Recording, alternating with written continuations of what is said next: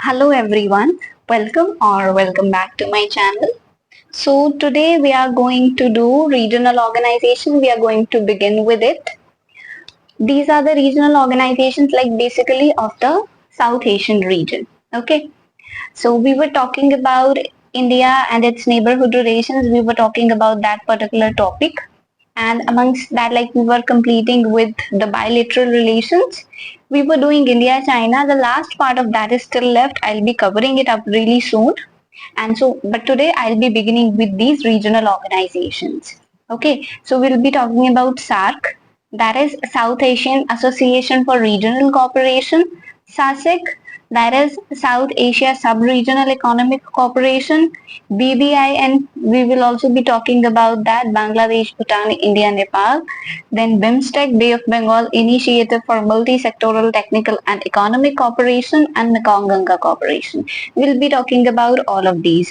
Today we will be talking about these first two, SAARC and SASEC, from the perspective of both mains as well as prelims. Okay, so let's begin with it. Okay, SAARC. Full form is South Asian Association for Regional Cooperation. Alright, as the name says, South Asian countries will be the part of it for regional cooperation. The first question which will come to our mind is, why is this regional cooperation? Like, what is the need for this regional cooperation?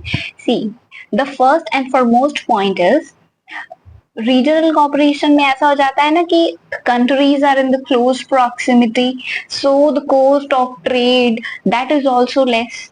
So for the economic prosperity, of the region, I'm sorry for the handwriting because on tab it's difficult to write. So for the economic prosperity of the region, for the peace in the region, for the security purposes, that is important. There is this importance to have the regional cooperation. And when it comes to a particular region, there are common challenges as well. Okay, so a particular region generally faces same kind of challenges. All right, so like be it in the case of so challenges are there, common challenges are there, be it in the case of climate change, be it for the transnational organized crime. So these kind of common challenges are there. In order to deal with them, it is important to have this regional cooperation. Okay, so this is in general. But particularly when it comes to the South Asia region, why is it important? Because when it comes to South Asia, we are the home to, like, South Asia, it's home to 1/5 of the mankind. And like almost half of the people are living in abject poverty. So like 1/5 of the mankind, they are basically living in the South Asia region, and half of them, they are basically living in abject poverty in this particular region. Like it's home to largest number of words malnourished children. And also there are common challenges like be it in the case of, be it for terrorism, okay, be it natural disasters. Okay, so we are having these kind of challenges in the South Asian region. So because of all these reasons, there is need for this, there is the need of this regional cooperation. Okay, and for that there is this organization, South Asian Association for Regional Cooperation. Okay, when did it came into existence? It was established on 8th December 1985. It has its secretariat in Kathmandu, Nepal. Do remember this secretariat. Okay, so member countries, this is the most important thing to remember. And साथ, अब देखिए बात की जा रही है, we are talking about South Asia. Okay, South Asia में we will be talking about the countries of South Asia. कौन सी हो जाएंगी? Right, India and its neighbourhood countries. When we'll be talking about India and its neighborhood countries, we are talking about Afghanistan, we'll be talking about Pakistan, then comes India, then Bangladesh is there, Bhutan is there, Sri Lanka is there, Nepal is there. Okay, there is this one point to remember. Here M is for Maldives, M is not for Myanmar. Myanmar is not the part of this SAARC. This is an important point to remember. Myanmar is not the part of SAARC. Okay, M is for Maldives here. That is an important point to remember. Otherwise, you can remember it like India and its neighborhood countries, but not Myanmar, rather Maldives. Okay. Observer countries are there: US, China, Australia, EU, European Union, Japan, and South Korea. Okay, so and there are others as well. Almost 9 observer countries or organized observer countries are there. Like the importance of these observer countries is like these countries, they basically provide a kind of authenticity to it, because these are the bigger countries, these are more powerful countries, and they are the observer countries. So basically they hold a kind of importance to this organization. Okay, so this is about SAARC and the basic points of it. What are the member countries? Where is the secretariat? When did it come into existence? Okay, these are the important points to remember, and important point is Myanmar is not the member of it. Now, SAARC principles. What are the principles? The cooperation shall be based on the principles of respect for the principles of sovereign equality, territorial integrity, political independence, non-interference in the internal affairs of the other states. Okay, so and the mutual benefit. Okay, so these are the points. Basically, these are quite equivalent to like those of the Panchsheel principles, right? If you can recall them, do write in the comment section what are the Panchsheel principles. Okay, they are quite similar to those principles.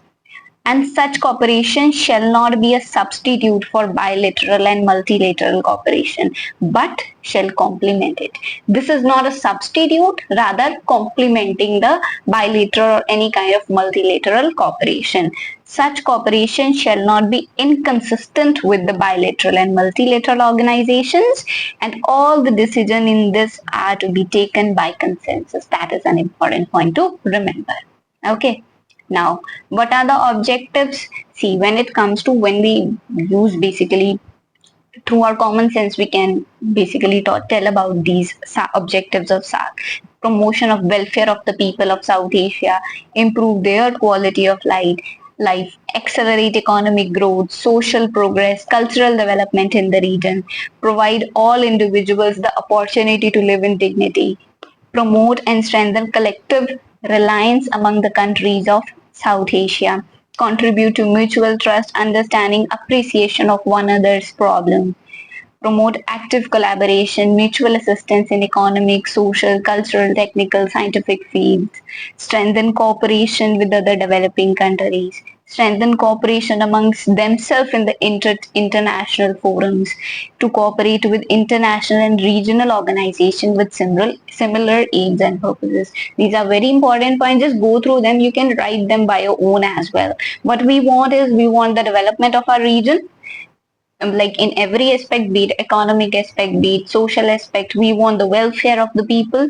We want to represent the South Asian region in the international forum, right? So we are collaborating. That's why we are like collectively collaborating with the other countries. So these are the various objectives of SAARC.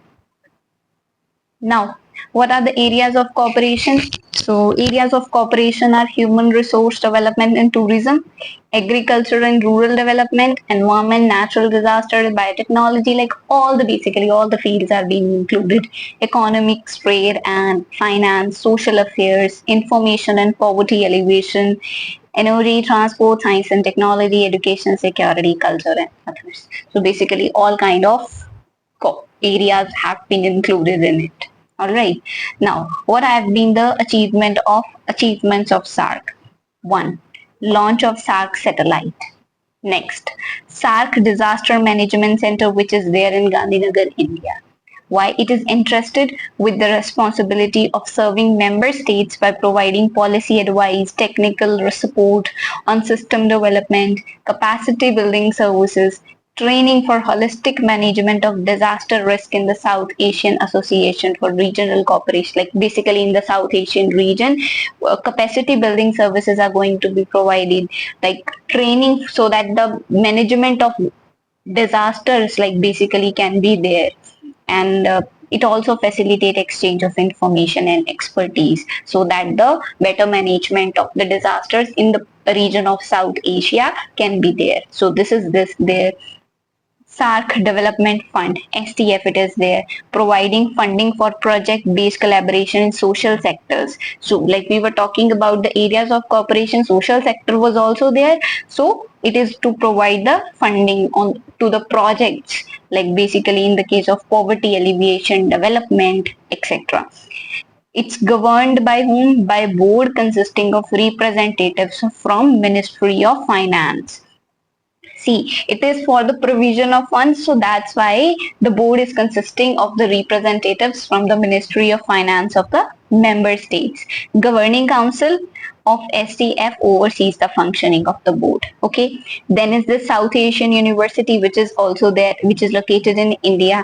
Degrees and certificates awarded by this are at par with the respective degrees and certificates awarded by the national universities or the institutions of a particular country. So this is there.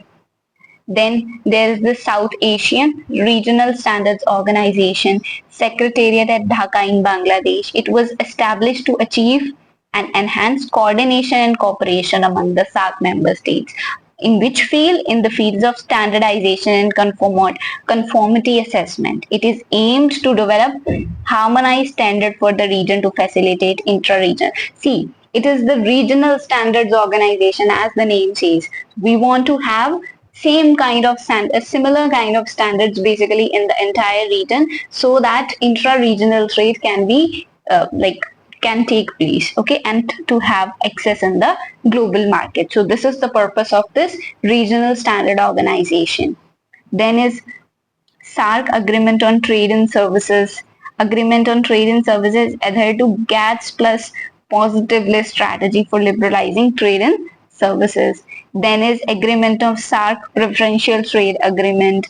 SAARC like Agreement on South Asian Free Trade Agreement, जिसे हम साफ्ता भी कहते हैं. It was agreed during the 12th summit in Islamabad to gradually work towards South Asian Economic Union. Like the objective was towards the formation of South Asian Economic Union, and the agreement asked for greater commercial and economic cooperation. There was this aim that 0% tariff to be achieved by the year of 2016. However, this has not been achieved, but yes, we'll talk about it. So this was the aim of this South Asian Free Trade Agreement. Then there is also this SAARC Food Bank. So these are the various kind of achievements of South Asian Association for Regional Cooperation. SAARC की ये कुछ achievements हैं. Now, challenges to SAARC, or we can say SAARC is a failure. Why SAARC? Like, what are the evidence we can show that SAARC has become a kind of failure? Yes, there are some kind of achievement, but why is it a failure? Number one is this irregular summits. But actually in the recent times, it has become a failure. Irregular summits are there. No SAARC summit has been held since year of 2014 in Kathmandu, except for the virtual summit which happened of the SAARC leaders on COVID-19. This virtual summit did happen, but no like in-person kind of summit has not taken place. 19th summit was to be held in Islamabad in 2016, but it was cancelled. But because India boycotted it because of the Uri terrorist attack which took place. Okay, because of that, India boycotted this SAARC summit. And also along with that, Afghanistan and Bangladesh, they also boycotted this. So this summit could not take place. So irregular summits, and you can see that since 2014, no summit except that virtual summit which took place because of for COVID-19, no other summit has taken place. So this is one of the evidence we can show that this has been a failure.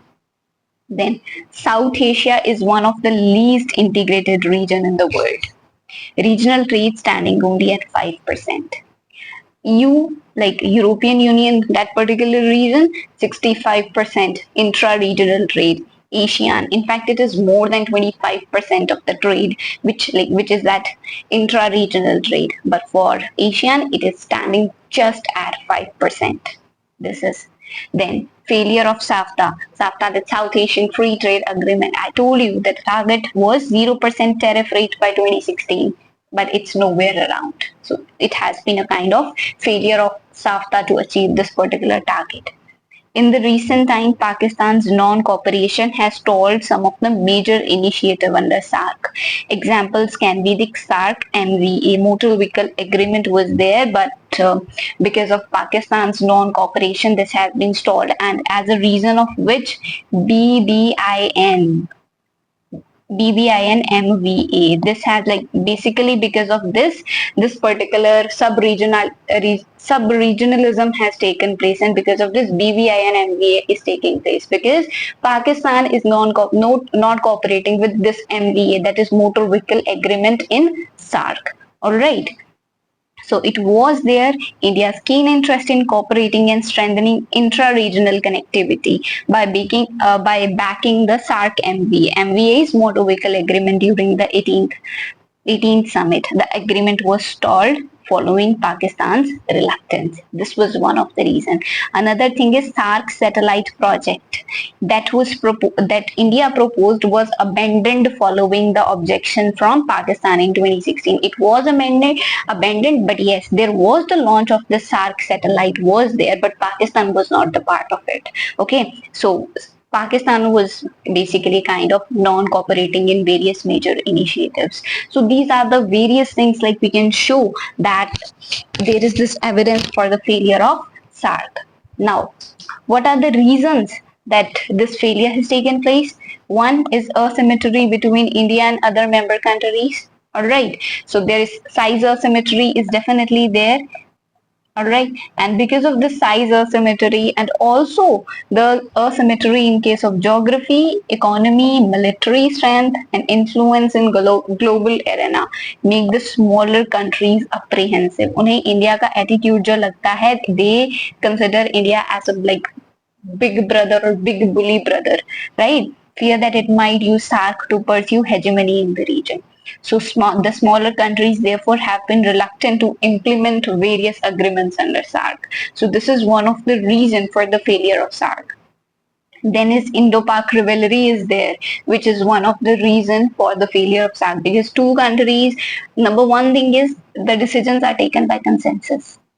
And because of the Indo-Pak rivalry, this has created a kind of problem. Escalated tensions and conflict between India and Pakistan, they have severely hampered the prospects of SAARC. Then is rising China in the region with its overarching Belt and Road Initiative. Like basically checkbook diplomacy is a term which is used for diplomacy used by China. Right? Then SAARC doesn't have any arrangement for resolving dispute or mediating the conflicts. If any kind of conflict arose, there is no kind of arrangement which is there for resolving of disputes. Shortage of resources, this is also one of the reasons for the failure of SAARC. Like countries have been reluctant to increase their contribution. Terrorism is also one of the reasons for the failure of SAARC. Alright, so these are the various reasons that there is this failure of SAARC. Now, what are the consequences? See, I was talking about it. Sub-regionalism. Like particular region is there, all the countries are not able to cooperate together. Group of countries are now coming out and now they are cooperating. There have been organizations like BIMSTEC. There have been this BBIN, Bangladesh, Bhutan, India, Nepal. There is this organization, SASEC, South Asia Sub-Regional Economic Cooperation. So sub-regionalism is taking place rather than basically that entire region countries are taking out of it. BBIN, these four countries, like I was talking about that motor vehicle agreement, I have already told about. So motor vehicle agreement is basically taking place in this organization of BBIN. SASEC, I'll be talking about it in detail. Just wait for a while for that. Before that, okay, let's complete SAARC first. Then there is also this suggestion for SAARC minus Pakistan as a means to revive it. So yes, there have been the suggestion that SAARC में से Pakistan को निकाल दो because of this kind of India-Pakistan rivalry is there. So if Pakistan will be out of it, but see people, important point to remember is SAARC. Pakistan is an important member of the South Asian region. So SAARC minus Pakistan, that will definitely not be called as a South Asia region or a regional organization. So this is something which is not feasible at all. And then there is another point. China is willing to become the part of SAARC. Okay, so if we say that China is demanding the membership of SAARC, like what can be the consequences? See, the most important thing is India is not in favor of it, because since India, number one thing is China, it's not the part of this region, right? China is not the part of South Asian region. And number two is India is definitely reluctant, because till the time SAARC it's there, India is basically the power, like the bigger power, the biggest power in this particular region. If China will become the part of it, then definitely it will be a kind of problem for India. All right. So India is reluctant to do that. But if we say this thing, but if this we can say this proposal is accepted, we can say that because of the friendship between China and Pakistan, definitely China will be able to check the obstructive attitude of Pakistan. So it can definitely be accepted on this ground. So both the points are there, like why it should not accept, why it is not accepting, or on what ground it can accept, right? Acceptance can be because of the friendship of China and Pakistan, and because of which it will be able to check the obstructive attitude of Pakistan. So it can be there. But actually now it has almost become irrelevant.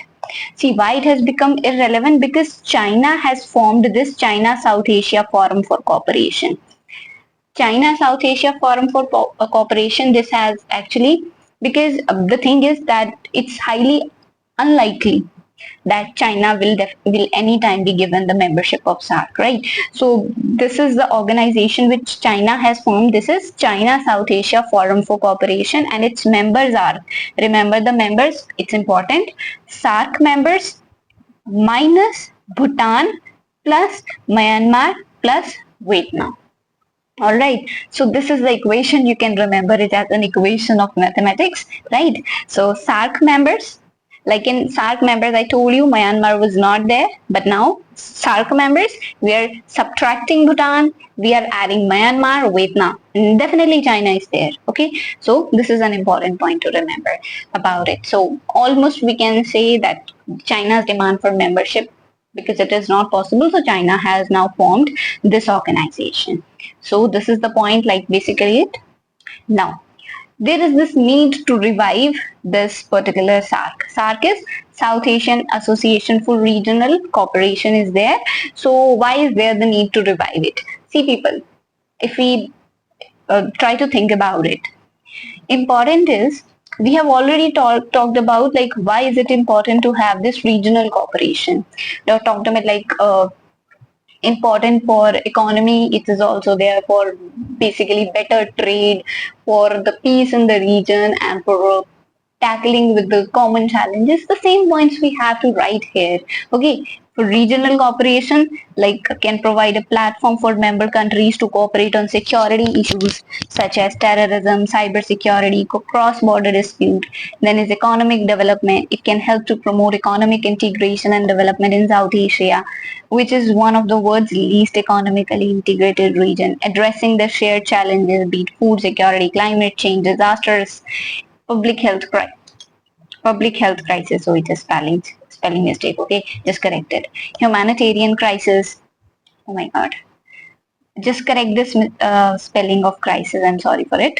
Okay, so humanitarian crisis, it can help to handle the humanitarian crisis such as Rohingya refugee crisis, geopolitical balance.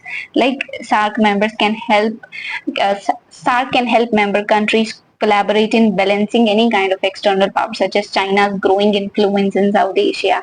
Global representations can help South Asia to have stronger collective voice in the global forum. So basically all the points which we have discussed in the kind of objectives of SAARC, these are the similar kind of things we can say, like why is there this need to revive SAARC.